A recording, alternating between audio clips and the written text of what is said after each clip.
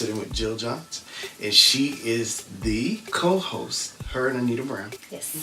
Are the hostesses Yes. of the Pause Button 2.0. The Pause Button 2.0. Upgrade your self-care. That's our logo. And I have a Cricut, and so I cut them and stick them on anything and everything that's stickable.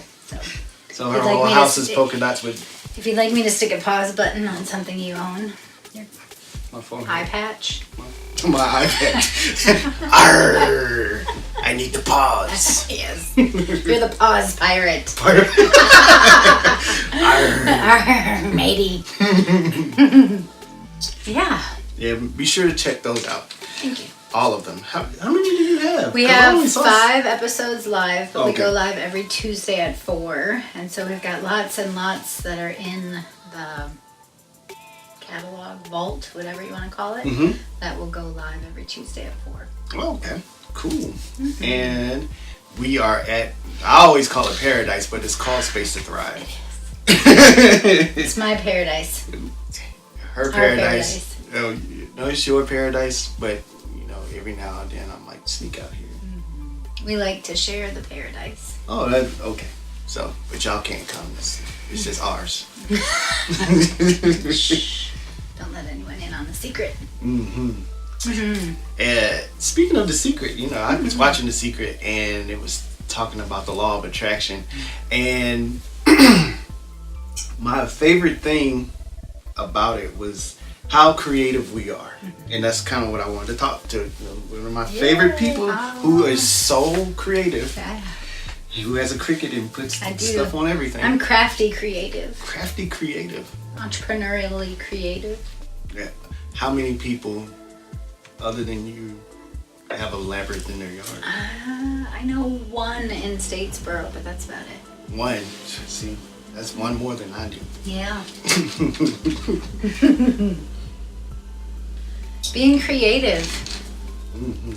Now, this is my feeling that we were all made to be creative and to create things, and not just to really have everything for ourselves, but to be creative and to share it with others. And I was thinking on here, which my thoughts are like everywhere. I was telling her when I was coming out here, I was in such deep thought that I just drove past where I was supposed to go, 5 minutes out the way, then came back, drove right by her house in the street. Just I'm deep and creative thought. Yeah. And with that, I was in the kitchen. That's what it was. And everybody needs a kitchen, and not a physical kitchen. Well, I was in a deep thought kitchen. I was cooking. And I was imagining myself at Walmart. And if you wanted to make a meal and you had a whole Walmart to yourself, you could pretty much cook anything that you wanted to. Wouldn't that be nice to be able to design your life that way? You have Walmart behind you, and if I want any kind of spice or anything, that's what I was doing as I was riding out here to Paradise. I was collecting spices to go on my spice rack in my kitchen, because when I sit down to cook up some ideas, that's having like this pond. I wish you guys could. I'll probably take a panorama of it, but I was collecting spices and just riding right past everywhere I needed to go. Yep. And I think I used to cook my life with a really limited spice rack. Just here's some salt, here's some pepper, maybe added by my parents or different jobs. And so I was always wanting to create culinary masterpieces, but working off of not very many spices, and that was bland and boring. Yes, and you're definitely not bland and boring. So how did you get the way you got to how you get from bland and boring Jill to spicy? Spicy chica. Spicy. It's a loaded question. more than anything, I think, is that I have learned to trust myself. Okay. Trust that I view it as, talking about the law of attraction, I view it as, divine inspiration or whatever it might be is flowing to me and through me, but it's not mine. Like, Jill didn't come up with that idea. I kind of, I took in that idea, and now it's my responsibility to make that idea come to be. Mm-hmm. So letting go of this thought that these are my ideas, and viewing it more as, no, this is my purpose, this is what I'm supposed to be doing, and until I'm doing what I'm supposed to be doing, I'm actually leading a limited life. And so, but what that looks like is, like, before, like, my life was like squished shut, and I would maybe like let in a little every so often, and now it's practicing like keeping that space, that gap open, so that I can continue to bring in more. So I do that by getting out in nature, or meditating, or journaling, or doing my work, or whatever that looks like. And every time I do that, that opens that little space a little bit more, so that more and more of that can come in. So that's why, this is almost the exact reason this is called Unblock Yourself. Yeah. Because that name really came from, I noticed that I was in my way of everything. Oh yeah. That's why when I thought about holistic fitness, mind, body, and spirit, and my finances and my relationships, I was just in the way of everything, and really God couldn't just use me. I wouldn't, I gotta do this, I gotta do this, I gotta do this, I gotta do this. And all of these things, that's just like the Walmart, being in the kitchen. Walmart has everything there, and I'm trying to go build my own Walmart standing in front of Walmart. Right. Or you're going into Walmart and getting the exact same spices week after week or month after month, not even realizing that there are thousands of other spices out there for you to try. Oh yeah, and that really turns you into a robot. I mean, I'm living by routine, and it's good to have a routine. That leads to success. But if you don't change up the things that's in the routine, for me, going past your street, I would have never known that there was a little gas station down there. Because I thought it just went out into Alabama. Feels like it. And it's right there around the corner. I could have got a drink or something before I came over here. So, I mean, but yeah, just being able to unblock yourself, get out your own way. I mean, so many people, that's why I think a lot of this attracts a lot of people, because they want to unblock themselves. Sure. Or they feel that they're in the way. Or I know I felt like I would always stand right here, and when the idea would come, I'm like, that doesn't sound like me, so it's not me. Right. I'm not doing it because I can only do these things. I'm only this big, and I can only do this. So how did you overcome that fear? Like, what allowed you to feel more and more comfortable or confident with being able to try some of these different things that were coming to you? Well, I think the biggest thing was that I never knew that I was in my way. Okay, so the awareness that you were in your own way. Yeah, becoming mindful. That was a whole nother experience right there. Becoming mindful of, hey, I had this idea and I never acted on it.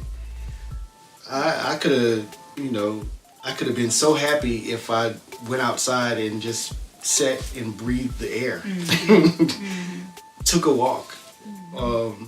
I noticed one of the things before I started exercising, before I started taking nature walks or just walking, I would feel, closed in and sluggish, and, everything was a routine. But just getting out in nature and hearing birds or hearing the dogs and the gunshots.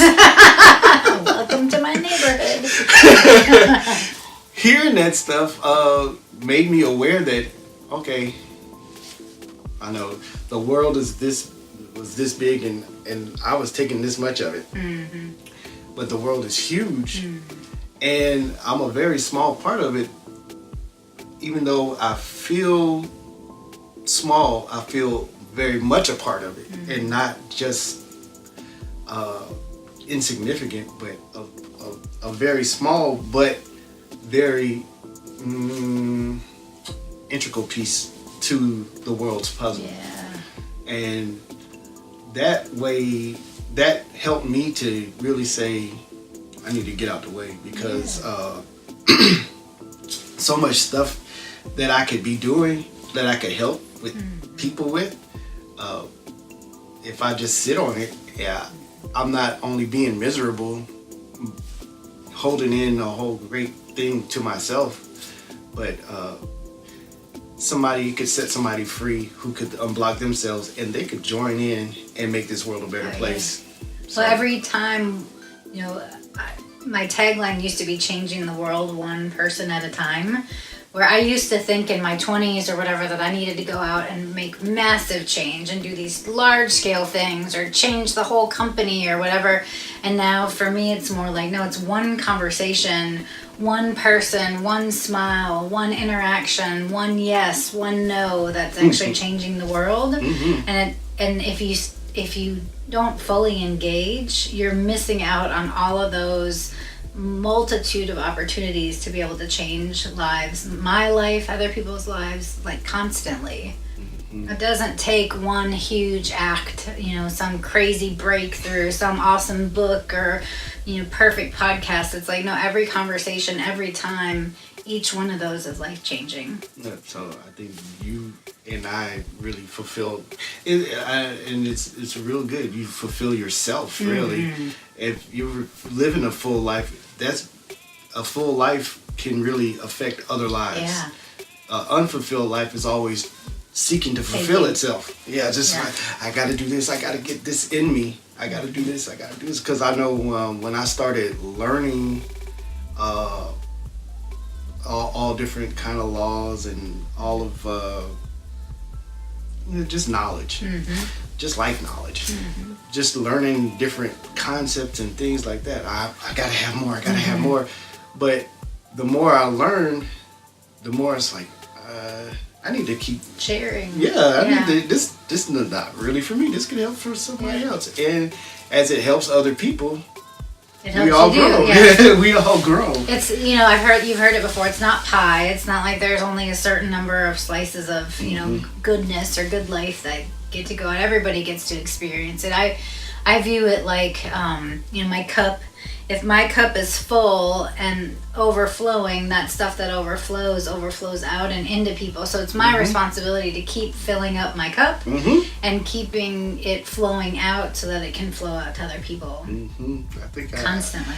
I made a big old mess when I did it, but I was pouring water and just like, I had a whole bunch of different, I did that at, have you ever seen the Cascading, that filling everybody's with champagne? I like that. We should do that someday. Yeah, that'd be fun. We're going to do that. Yeah. You're invited to watch.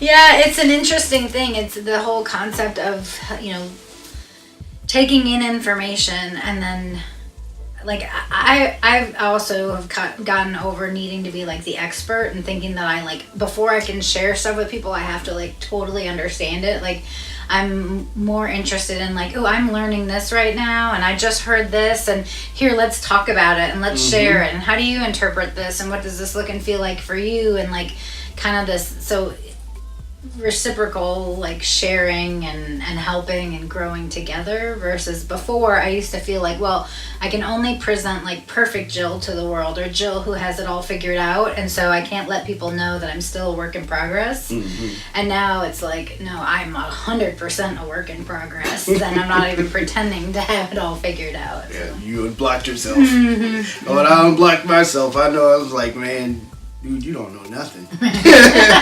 Especially when I started learning some stuff, I'm like, man, I don't know nothing.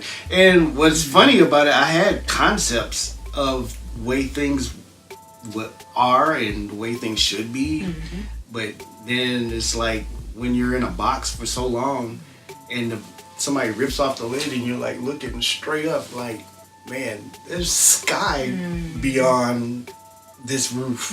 I mean, it's just like information is just out there, and instead of taking it all in, I just look at it and just I liken this to a dog in a cage. Once it's been trained not to go outside of that gate, you even open the gate, it won't leave. Right. It'll just stand there like, man, look at all that freedom out there.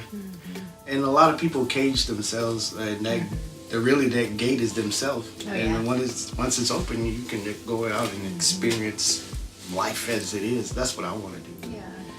I think it's I mean, people are scared. I know I was scared at times when my door of my cage was open and I was allowed to step out. It's like, you know, people are more afraid of change. You know, people will stay in a bad situation because a bad situation is better oftentimes than change or the fear of the unknown. Yeah.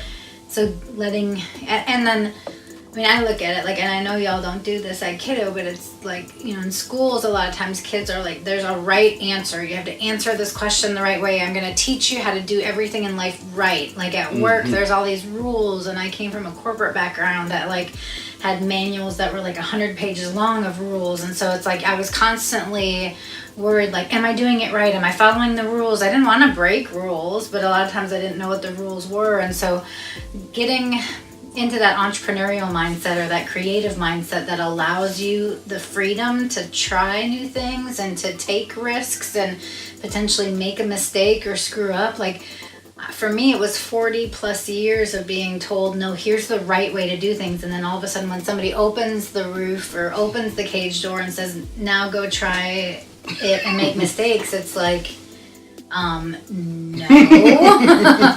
that's too scary.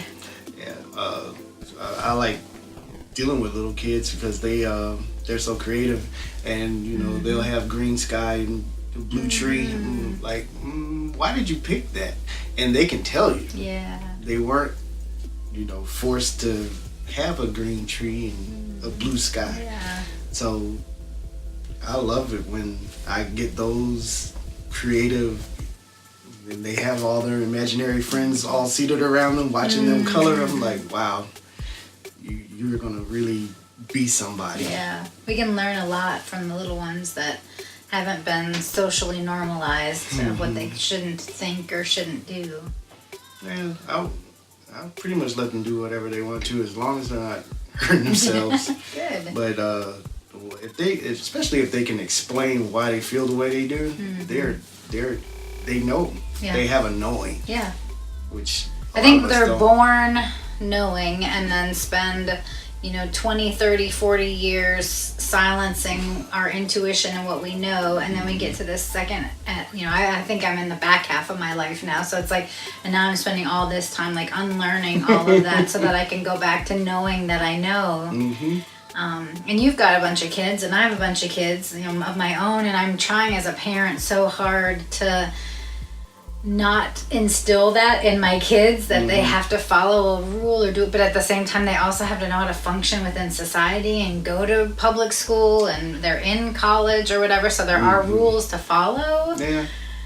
But giving them that freedom to know, like, your cage door is open. Like, don't be afraid to step out. Yeah, my kids are they want to do whatever we want to do. Just, we're their closest examples of what they think things should be. So, but I tell them all the time, don't do what I do. Learn what I learn. Yeah. But don't do what I do. Because I used to, you gotta lead by example. You gotta follow the things that I'm doing because I'm learning. I'm great. But once I started to unblock myself, I found out that I'm great in my own little world. But I'm really damaging everybody else's, trying to make them conform to my world. One thing that I love about, I won't go deep into it, but the law of allowing, just let Jill be Jill and Jeff be Jeff, and our world synergize. Our world do this instead of doing this and just dance. Vacillate around together. Yeah. I love to dance, even if I can't. Well, until like I'm a strengths-based coach, and I'm sure you are too. And it's helping people figure out like, no, what are you really good at and strong at? What do you enjoy? What feels like it's in flow for you? What's natural? What do you do effortlessly? And let me figure out how I can set you up to be doing more of that. And oh, look, this guy does that stuff naturally, and this lady does this other stuff naturally, and now together come together and complement each other, and like you bring you and let them bring their best them, and this person brings their best them, and then you all explode with abundance versus like, no, Jeff, you have to be able to do all these same things that Sally has to do and that somebody else has to do. So we should have a stone soup party. It's right, isn't it? Yeah, I was just thinking about that. I didn't think about that. Everybody's cooking. Everything is cooking already. Everybody bring your spices. Let's have a cooking class Throw it in on there. how to be creative and authentically you. Sounds good to me. Yeah. But allowing yourself, unblocking yourself so that you can be creative and letting your mind be creative is, I think, the exciting, juicy stuff. Yeah, I like juicy. Me too. And spicy chicken. The Pause Pirate? Pause? You got new nicknames out of this one. So when I come to there, I'm gonna have a patch. So yeah, I can see Anita liking that. Yeah, I'll be out there swimming in the. What happened to Jeff? We threw him in with the turtles. Well, thanks for watching, everybody. Thanks for having me, Jeff. Yeah, and anytime you want to be on, Yeah. anytime you want to talk. We need to revive the Jeff and Jill show. Yeah. Hey,